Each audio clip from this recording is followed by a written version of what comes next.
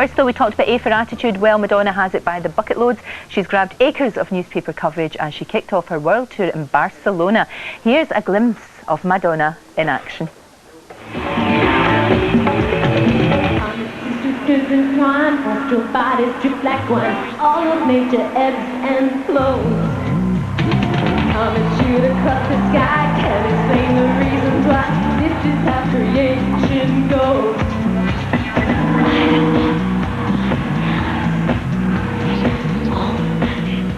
Magic stuff. I do love her. She's wonderful.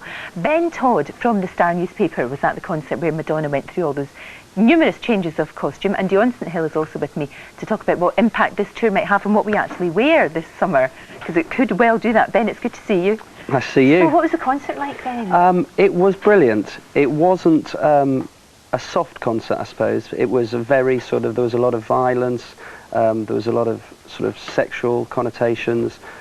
She shot 2 people. It was in your face. Not it was really, as controversial as ever. Yeah, she's going for it. It was a show. Now, I saw that her husband was there. Yes. Obviously, her wee baby girl wasn't there. I mean, no, they were. Well, the gossip was that those 2 were staying in a villa with the nanny. They've hired a villa above Barcelona, in the hills.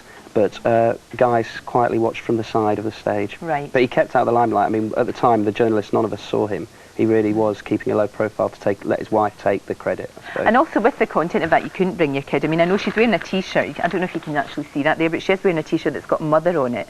But I mean, she opened the concert by saying, "Bleep off, mother bleeper."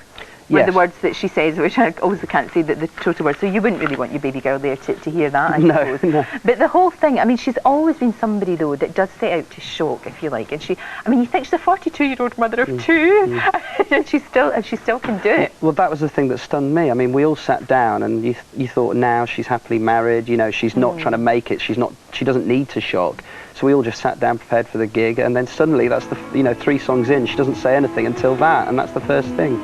And you're like, wow. She's obviously been working out as well. I mean, look at the figure. I think she's got an amazing figure. I always worry about the arms, the real definition there. It's maybe just a bit much, but the stamina to do that must be extraordinary. Well, the thing is, I mean, it was a 2-hour set. There was no interval, and she danced. I mean, you know, she danced like she was someone who'd just come out of a fame school and was on her first sort of West End show. You know, she's a true professional. I mean, for this tour, she's even learnt guitar. I mean, you'd think, you know, she's got so much money, she's got so much fame, she's probably the most famous female pop star in history. You know, why bother learning guitar? Well, exactly, and you wonder, Ben, I mean, she's got nothing to prove. No. So she must do it for the love of it. She doesn't need the money, clearly. But could you see when she was, you know, doing this, do you think she was loving it? She would, yeah, I mean, she's that sort of person. She hasn't done a tour for 8 years. She doesn't need to. She wanted to do it. You know, she wanted to do a big world tour after, especially having, you know, after she'd got over having Rocco. And so obviously she's been working out and, well, just doing the dance routines. But the choreography is incredible. It's a spectacle. Oh, it's actually, it reminded me more, it wasn't sort of a concert in the sort of Oasis style at all. It was more like sort of a punky musical, I suppose is the best way to describe it. It was a real show. Yeah, and she's coming over here, of course, but tickets, they're gone. Hopefully I'll have one. I bet you will. Can I sneak in with you? Sadly I don't. I would love to see it, actually. I think it'd be amazing to actually see it. It'd be incredible. And what she does really does affect, you know, she is a trend setter, if you like, isn't she, Dion? And what we saw there, you know, what we saw there, do you think we'll actually see those sort of fashions coming through? Yeah, I mean, we're already seeing it, because what Madonna is actually a fantastic combination of being a barometer of style as well as a follower and a dictator. So, you know, the fantastic looks in terms of the bondage, the punk, we're seeing that already on the catwalk, but she just takes it to another level. And there she is, there sort of very cowgirlish. Yeah, because even the cowgirl look, that was on the catwalk already, but as soon as Madonna put a Stetson on and put those jeans on, everyone wanted to follow that fashion. And what was great about this show, that it was a celebration of all the fantastic looks that she's had throughout her pop career.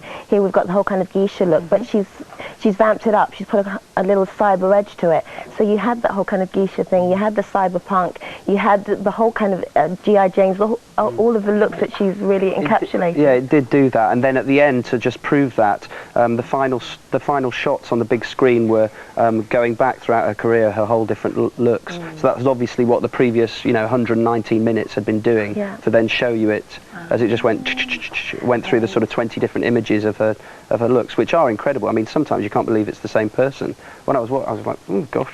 I know from way back when she did Holiday and she had the little pedal pushers on, do you remember? And all the I remember everybody used to wear loads and loads of necklaces and crosses and all of that. That whole Holiday period throughout the 80s. But what's great about it is that not many style icons can actually embrace a look and actually stand for a look first time around and be able to carry it off second time around. You know, the whole kind of punky new romantic look that she was kind of responsible for back in the day, the whole kind of trashy blonde look.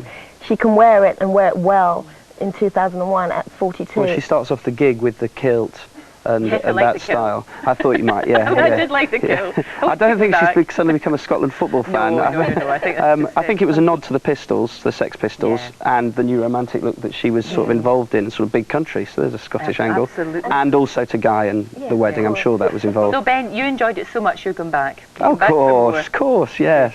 Ben, thank you very much. Thank you. And Dion, thank you.